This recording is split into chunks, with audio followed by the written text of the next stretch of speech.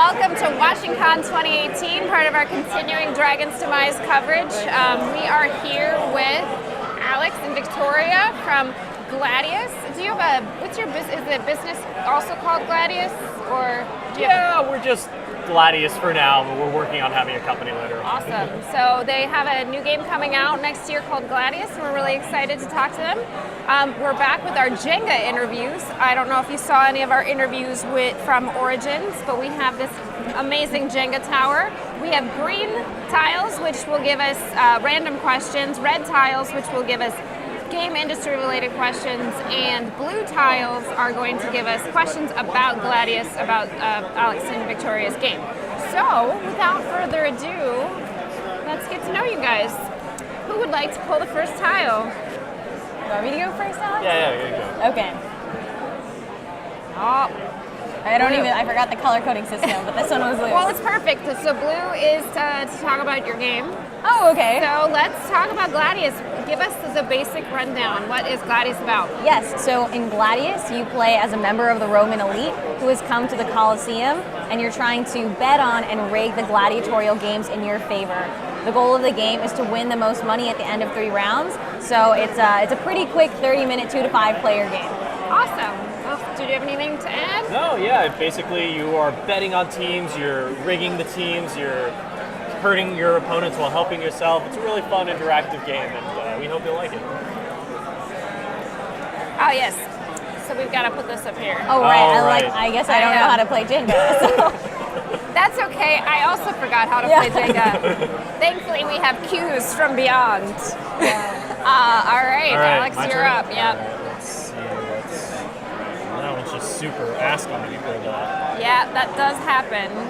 All right, so game industry. So this is your first game that you've designed. How was your introduction to the game industry been? It's been great. We started off as just making games and having our friends and family played them, but then we really started getting into the New York play designer community, and that's been a lot of fun. We met a lot of people, and a lot of people are willing to help us out, and everyone's been super nice, and it's a really welcoming community. Awesome. Did you have anything to add? No, I think the biggest thing was what happened when we were designing games in our own home and just printing them out for fun. We started looking up art online, and then we reached out to artists and started asking them for quotes just to see hey, how much money would it cost to get art for a game? And once we realized that there were a lot of awesome artists on Twitter out there, and we found our artist Cheryl Young, who you can see her art on the banner and stuff like that, that's really what made us realize, wait a minute, maybe we could self-publish this game. And from there, we started going to a bunch of cons. Awesome. Super. That means it's my turn. Does that mean the question goes to you, or? What was your introduction?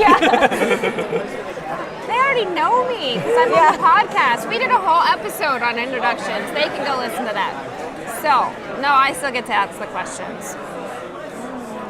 All right. Was asking for it. So, green question. My favorite green question is, what are your hobbies outside of board gaming? Oh, it should be me. It's mostly me. Do you guys have hobbies? I play video games and board games. Is that are video games outside the board game? Yeah. Okay, I play video games also. Yeah. I like just doing activities in general. So traveling and doing various crafts. I'm really into needle felting right now. Awesome. Which is where you get wool and you stab it with needles into shapes. It's very therapeutic. Yeah, it is living, therapeutic. It's fun, stabbing wool with a needle. And I'm trying watercolor painting right now. I'm not very good, Cool. but it's fun to do that. And then I like to buy and sell games. So on Board Game Geek, before conventions like Gen Con and Origins and Dice Tower Con, there are forums that are set up where basically people list used or new games that they have for sale, and you can comment and try to outbid other people and buy the game. So that's just what I try to do for fun, so I can get old rare games or current games for less. Nice. Wow. Cool. It's almost like a game in itself. Yeah. It's funny because there are hundreds of pages with 20 games per page, and I'll just stay up to date. And that's actually how I found there's this game called Discworld it's based off of a popular book series, and my friend was really interested in it. And usually they go for over $200, but I found somebody who was selling it for $80, and I'm like, wow, what a treasure! So I got it for her. Nice. Yeah. Awesome. All right, your Jenga turn. pull is it's up me. to you. Yeah. Okay.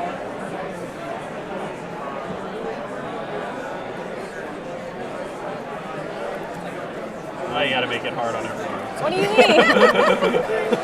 That's how my dad plays Jenga. Yeah. He's like, There's none of this. You touch it, you have to play it. no. That. There's also apparently a rule where you can only touch it with one hand. I use one hand. We don't play it that way. So board game industry. So tell me about these awards.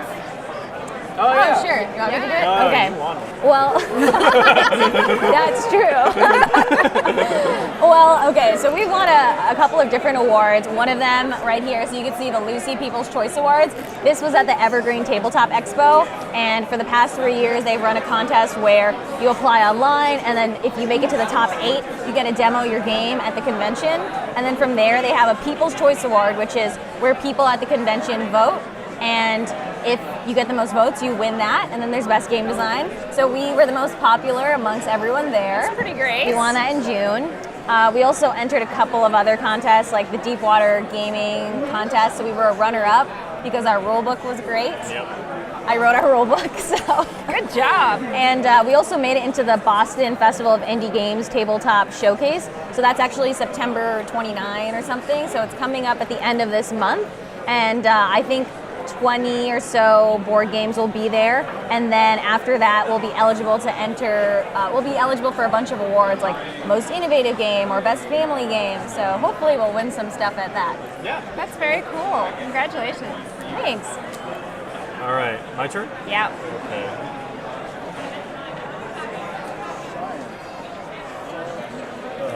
See, it's the always red the red ones. It's ones. always the red ones. This Why did you happened to me- paint the loose tiles red? Yeah, That seems like a... see, it's red. All the industry knowledge, Alex. Yeah. See, this is in the past.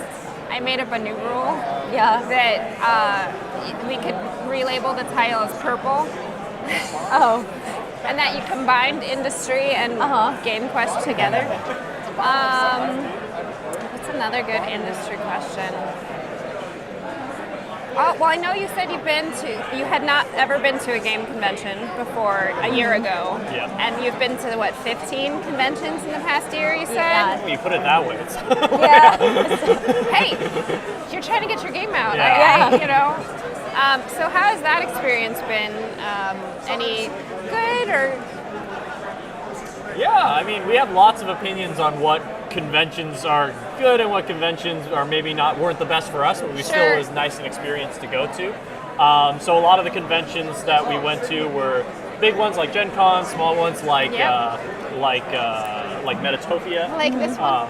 Yeah. We're pretty small. Yeah, that's not like small cons and big cons are both equally valuable when you're a first-time publisher like us, because you don't have a booth, right? Like, you're not running a big game and you have a big area and you have like volunteers demoing your game. It's just us, and we can only demo so many people. So if you're at a conference and you're demoing to 15, 28 groups a day, it's good. But if you go to a conference and you're demoing to 2 groups a day, it's like not good. And at Origins, we had a much less people, even though it was a much bigger con. So the size of the con doesn't necessarily matter. So we've been doing a lot, and we found that a lot of these cons are great because they have ways where you can show off your game for free, mainly through Unpub, or you pay not as much as a booth, but you still get to show off your game. So it's been a really great learning experience, and it's been really great traveling the country and seeing great places like Indianapolis, Seattle, Columbus. Like, all these places are cool, and they have like a lot of nice people, and fun to meet them. I have to admit, I love Columbus. It's nice. It's a great city. I was very surprised when I was there. I'm like, this place is really chill. I didn't expect to like it as much as I did. I love North Market. I love that the con happens in the middle of the Pride Festival, and everyone is like covered in glitter and rainbows and happy. Yeah, it makes me really. It's my turn, isn't it? All right, try and force out a blue I'm one. looking for something that's not. None of the blue ones are loose. This is one of. This is the one I put in. Here, wait, is it blue? It's blue. All right. So you mentioned earlier the art in your game. But I was looking at the characters for your game earlier, and they are really diverse. And I was wondering what approach you had in choosing the different roles and characters, if you had any, what the thought process was behind that. So when we were making Gladius, one of the things that excited us most about self-publishing is that we could set the vision for the game, and we could do things that most traditional publishers maybe might not try doing.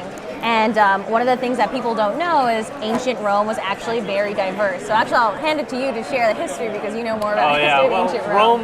Rome was only so successful as an empire primarily because it had such a diversity of people. Like a lot of the greatest Roman emperors weren't actually Roman. They were like from Thrace or from Spain, like all these different people. And when the Romans would conquer a people, they wouldn't rob them of their identity. They would be like, okay, you can keep doing your thing, just pay taxes to us. And they were like, okay, cool. So there was a lot of integration and a lot of,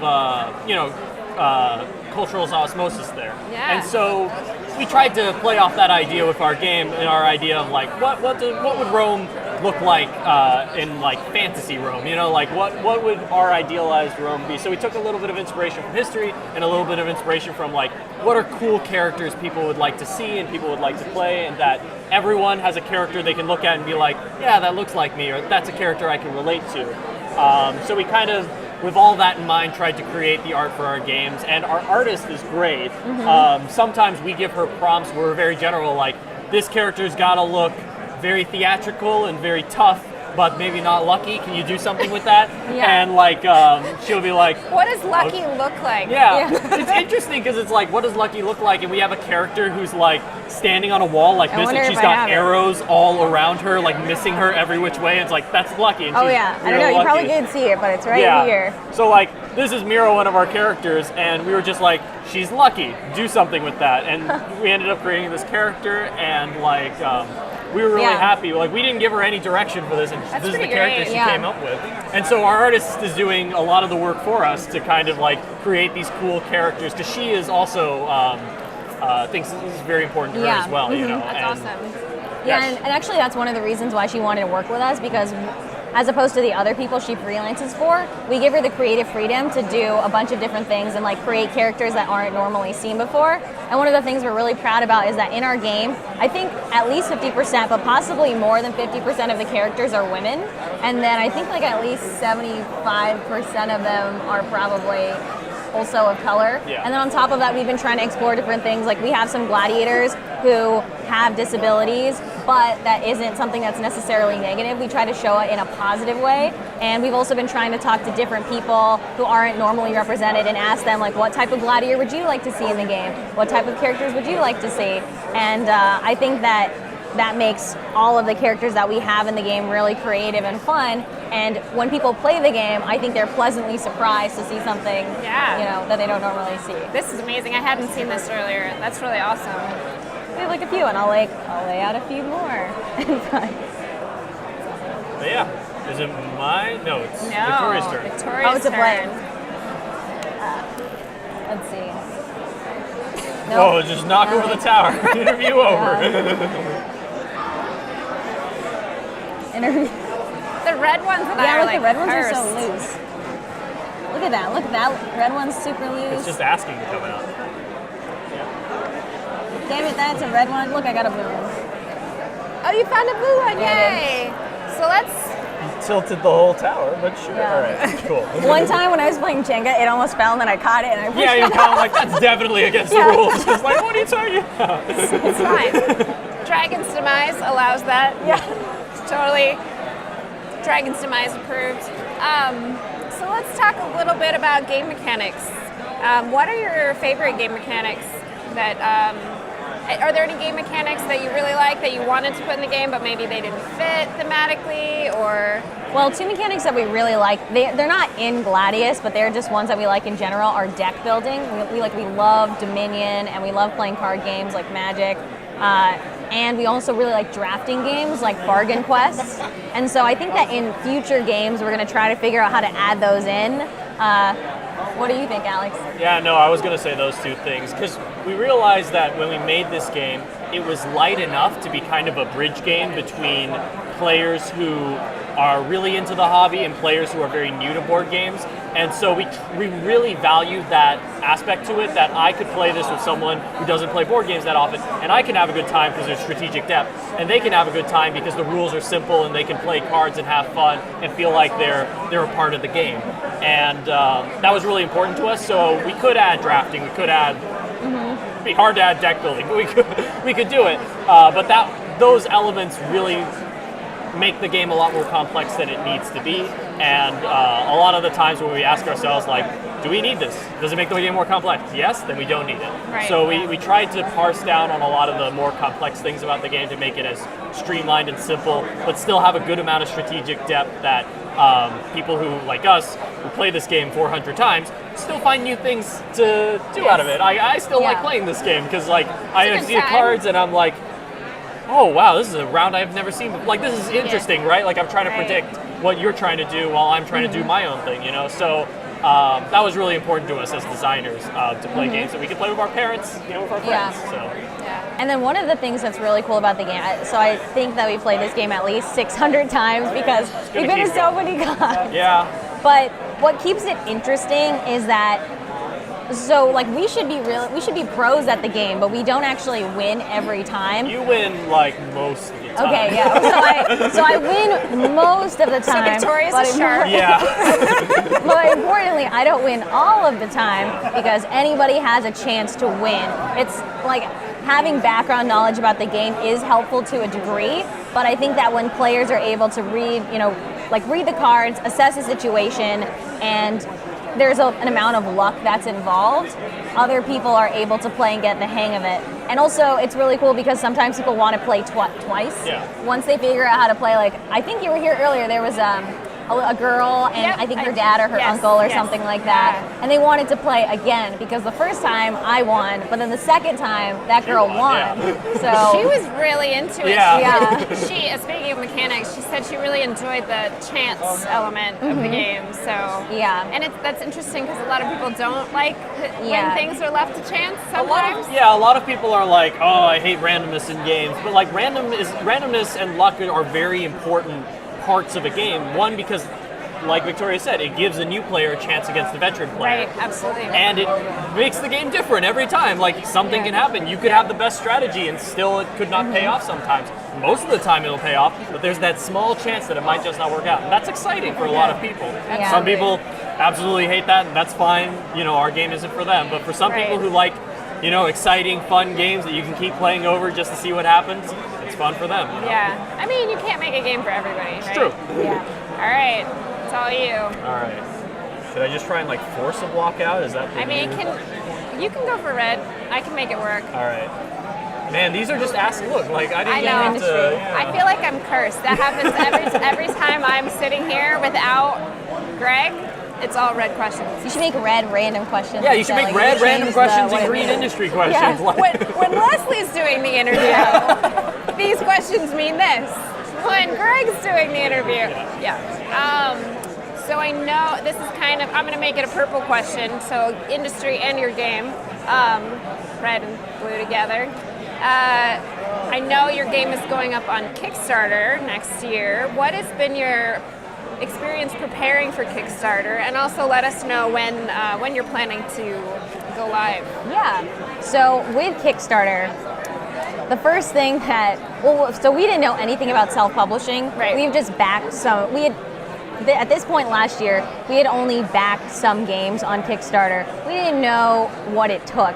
So we joined all of these Facebook groups, like kickstarting your board game or whatever, and we started reading Jamie Stegmeier's blog, and there's so much information on there. There's another guy, his name's James Math, and he has a website too, and they give you information about when should you launch your Kickstarter, what month, and what day of the week, and at what time should you launch it, and where to look for manufacturers and everything like that. So basically, we just did a bunch of research early last year, got a bunch of quotes, and then figured out what the strategy should be and what the marketing approach was. And so what we realized a good marketing approach would be for us is go to as many cons as possible, try to win a lot of contests, try to make friends with people in the industry, and try to have a real grassroots word of mouth campaign. And what we're doing is we're aiming to launch our campaign early next year. We're thinking sometime between February through April, depending on, you know, if Simon is going to launch a game. No, I'm just kidding. But That's, you know, when we back a lot of Simon in my house. Yeah. But my birthday's in February, so, you know. Yeah. But also early next year, because our art is about 75% of the way through, and then our graphic design is about 85% of the way through. So just trying to finish up all of those and then have enough time to adequately tell everyone, hey, we're launching our Kickstarter. Right. Awesome. All right, I think it's me. I think we're doing a pretty good job. I know that we're getting a lot of breads. Oh, in this Jenga tower? Yeah. Oh, Good nice. one. So, number one favorite, Dragon's Demize, green question. What's your favorite donut?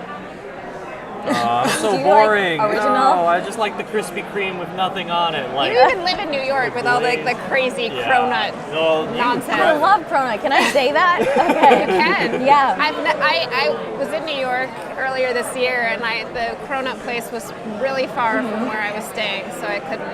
It's worth it. So let me tell you first, Dominique Ansel Bakery in New York, or the other the official locations, that is the only real cronut. You cannot get a real cronut elsewhere. They are not the same. And yes, you have to wait in line, but it's worth it. And I've had cronuts at least 5 times, and the flavors vary from, like, I don't know, some random plum flavor to some maple, peppermint, lemon stuff. But every time it's always good, and they're the best. Superior to donuts. Superior. there you go. Hot takes. Yeah. So Even Dragon's Demise will go to New York Yeah. to do donut testing. All right. So it's up to it's me, you, right? And I think this is probably going to be our last question. So Got just it. go for any of them, Victoria. Wait, I This tower's totally gonna forgot what the colors stand for. What's blue Blue again? is our game. Green is random, and red is industry. Really, you can rip any of them out. Yeah. This is the last question. It is. Just go I should? for it. You can do whatever you want. Oh, it's loose. Okay. Go for it. What? What if I pull this out and it doesn't fall? Yay! Well done. What if I pull this out and it doesn't? Okay, we got. All right. So I'm going to go with a hot topic from memes currently. If you were going to tell someone a movie that they would need to watch to understand you, what movie would it be? I would have to make someone watch the entire series of Parks and Rec, I think. Oh, that's personally. not fair. You picked the whole TV show. No. Oh boy. You did want to know how far the random questions Yeah, that's a tough Oh one no, though. Alex, can we pick a TV series? You can, sure. Any media. Yeah. Community? I'm gonna pick Community. That's I like legit. That's a great like show. the first 3 seasons and maybe the Yahoo season of Community. You can skip 4 and 5. They're still fine. I know everyone doesn't like 4 and 5, but that 4 and 5 are fine. I don't know, I feel like not many shows. You could pick like some random Korean drama and no one will be like, oh yeah, that one.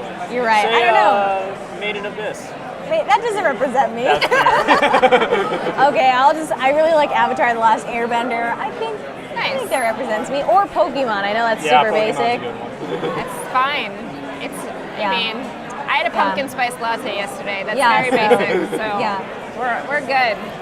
Well, awesome. Thank you so much for joining us. Thank you. We will follow up when your Kickstarter goes live, so our listeners can back you, and so we can back you. And that's it. Welcome back to WashingCon 2018, and we'll be posting these interviews later, and I think we've got at least one more.